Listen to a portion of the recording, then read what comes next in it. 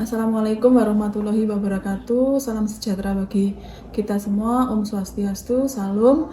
Mohon izin memperkenalkan diri. Nama saya Luhwayan Chandra Dewi Safitri, CGP Angkatan 7 dari SMP Negeri 1 Karangploso. Di sini saya akan melakukan coaching supervisi akademik bersama rekan sejawat saya. Saya akan memperkenalkan rekan sejawat saya, yaitu Ibu Ovita Dewi Sandrawati SPD. Beliau adalah guru BK di SMP Negeri 1 Karangploso. Selamat siang Bu Ovita. Iya, selamat siang Bu Dewi. Bagaimana kabarnya Bu Ovi hari ini? Alhamdulillah baik Bu. Bu Dewi Syukur. bagaimana kabarnya? Saya kabarnya baik Bu Ovi. Kemarin kayaknya Bu Ovi mau ada perlu dengan saya ya. Cuman kayaknya nggak sempat ngomong. Makanya tadi saya pas jalan kok lihat Bu Ovi ada di perpustakaan, makanya saya mampir ke sini Bu Ovi. Kira-kira ada apa ya Bu Ovi? Iya Bu, jadi begini, saya itu merasa pembelajaran saya di kelas itu kurang menarik Bu, karena pembelajaran itu anak-anak rame Bu, cenderung rame dan tidak bisa duduk.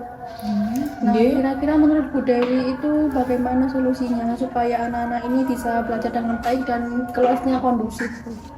Oh begitu ya Bu Ovi. Jadi maksudnya Bu Ovi itu agar saya membantu Bu Ovi untuk menemukan solusi tentang pembelajaran di kelasnya Bu Ovi ya, sehingga lebih menjadi menarik begitu ya Bu Ovi. Enggak Bu. Baik Bu Ovi. Kalau untuk saat ini pembelajaran yang sudah Ibu lakukan itu kira-kira ada di skala berapa ya Bu? Kalau misalnya ada skala dari 1 sampai dengan 10 begitu Bu.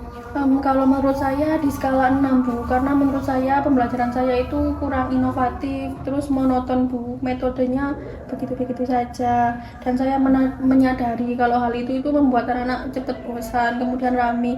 Mungkin mereka fokusnya hanya 10-15 menit aja, kemudian rame karena monoton gitu-gitu aja Bu. Oh begitu, baik-baik Bu Ovi. Berarti masih ada di skala 6 ya Bu Ovi ya? Iya Bu. Misalnya nih Bu Ovi, keinginan dari Bu Ovi sendiri untuk menaikkan ke skala berapa kira-kira Bu? Minimal naik ke 8 Bu. Oh begitu, ya sudah Bu Ovi. Agar tujuan Bu Ovi tercapai ya Bu, dari skala 6 tadi ke skala 8, apa yang akan Ibu lakukan Bu terkait dengan strategi pembelajaran dan media pembelajaran yang Ibu lakukan di kelas agar tujuan pembelajaran yang tadi dari skala 6 ke 8 itu jadi naik gitu loh Bu Ovi. Kira-kira apa Bu? Mungkin saya bisa memperbaiki strategi pembelajaran saya Bu dengan menggunakan strategi diskusi kelompok. Selain itu saya juga menggunakan media sinema edukasi, sehingga harapan saya anak-anak itu bisa lebih tertarik dalam proses pembelajaran. Baik Bu Ovi, tadi kan berarti dari skala 6 ke 8 tadi Bu Ovi ingin meningkatkan strategi pembelajaran dengan diskusi kelompok dan media pembelajaran sinema education. Iya Bu. Begitu ya Bu ya? Iya. Kira-kira Bu, apa yang ingin Ibu Ovi lakukan untuk mengembangkan strategi atau media pembelajaran tersebut? Baik Bu, rencana saya itu menggunakan media pembelajaran dengan sinema edukasi Bu, sehingga harapan saya pembelajaran di kelas lebih menyenangkan dan tentunya saya berharap murid itu lebih semangat Bu, karena kan tayangan-tayangan di sinema edukasi itu bisa melatih fokus mereka ketika ada tayangan yang menarik, kemudian ada gambar-gambar yang menarik gitu. Oh begitu. Nih Bu, kira-kira tindak lanjut yang akan Ibu Ovi lakukan itu apa ya Bu? Untuk mencapai tadi perubahan-perubahan yang lebih inovatif begitu Bu Ovi. Rencana saya itu bertanya ke rekan sejawat Bu, bagaimana cara teman-teman itu menciptakan pembelajaran yang menarik untuk murid. Kemudian saya merubah media pembelajaran saya yang tadinya membosankan menjadi pembelajaran yang menyenangkan dan juga inovatif. Mungkin dengan media sinema edukasi tadi Bu, itu merupakan sebuah alternatif solusi. Iya Bu. Saya kayaknya tertarik deh Bu Ovi. Kira-kira nih Bu Ovita kapan ada waktu pas di kelas? Mungkin saya bisa dikabari nanti saya ingin langsung melihat bagaimana proses pembelajaran yang Ibu Ovita lakukan, gitu Bu. Ya, mungkin Senin depan ya Bu, saya ada jam di kelas 8F. Nah, saya ingin menambah pengetahuan saya tentang pembelajaran yang berpihak pada murid juga Bu. Oh begitu, baik Bu Ovi, nanti berarti saya diingatkan ya Bu Ovi, soalnya saya tuh gampang lupa tuh Bu Ovi kalau misalnya jenengan di hari apa di kelas 8F, jenengan paling bisa mungkin ke ruang BK bisa ngasih tahu saya, Bu Dewi ini waktunya saya ada jam masuk kelas kayak gitu. Iya Bu. Oke, baik. Itu Oke. aja ya Bu Ovi, saya tak langsung ke ruang BK. Monggo Iya, Bu Ovi. terima kasih ya Bu Oke. atas waktunya.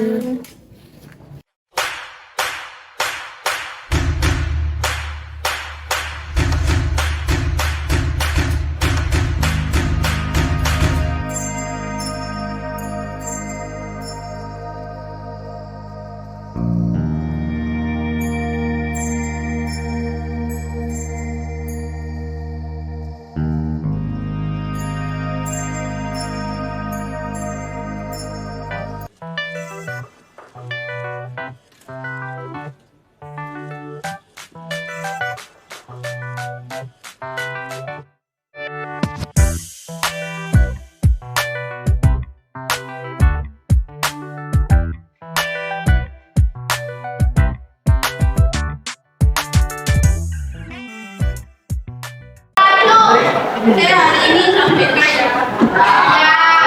Hari ini kita akan membahas reproduksi remaja.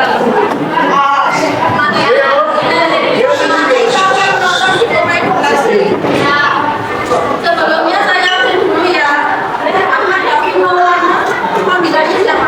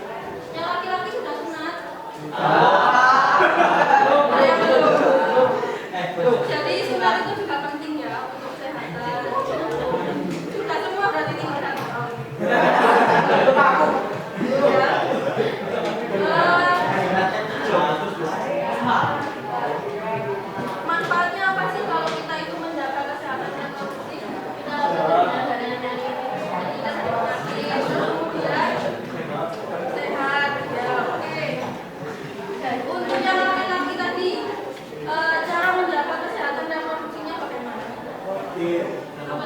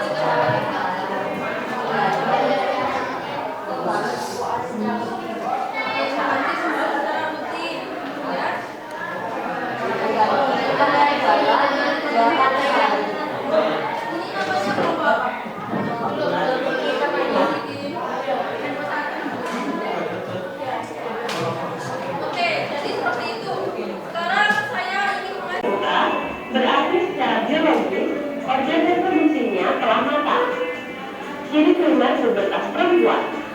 Pubertas pada perempuan ditandai dengan menstruasi pertama yang disebut menses. Haid atau menstruasi adalah seluruhnya lapisan dinding bagian dalam rahim yang hanya mengandung pembuluh darah, sehingga haid pada remaja putri ditandai dengan keluarnya darah dari lubang vagina. Ciri sekunder pubertas laki-laki: tumbuh janggut dan kumis, tumbuhnya jagung, dagu menjadi lebih hijau, tumbuhnya rambut pada ketiak dada, tumbuhnya bulu halus pada alat kelamin yang sudah matang, tumbuh lebih bermasa atau berotot. Ciri sekunder pubertas perempuan: payudara membesar, tumbuh bulu halus sekitar ketiak, rongga pinggul membesar, tumbuh bulu halus sekitar pubis atau alat kelamin.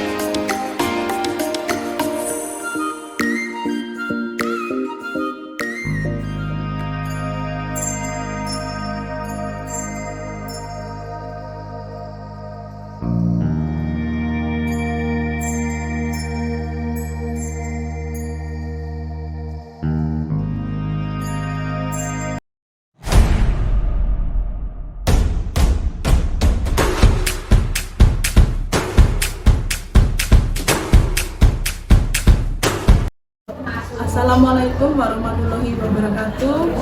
Salam sejahtera bagi kita semua. Salam Om Swastiastu, salam kebajikan, namo buddhaya. Selamat siang, mohon izin memperkenalkan diri. Nama saya Luhwayan Chandra Dewi Savitri. Saya CGP Angkatan 7 Kabupaten Malang, SMP Negeri 1 Karangboso. Di sini saya akan melakukan kegiatan percakapan pasca observasi dengan rekan sejawat kami yang bernama Ibu Ovita. Di sini Ibu Ovita adalah guru BK. Nah, tadi kita sudah melakukan supervisi ya di kelas 8M. Untuk tujuan dilakukan coaching hari ini kira-kira apa? Ya, saya ingin mengetahui tingkat keberhasilan saya dalam melaksanakan kegiatan pembelajaran saya seperti yang saya rencanakan di praobservasi. Apa yang menjadi kendala atau hambatan saat pelaksanaan proses pembelajaran tadi? Ya, yang menjadi kendala saya itu saat pelaksanaan pembelajaran dalam mengondisikan muridku.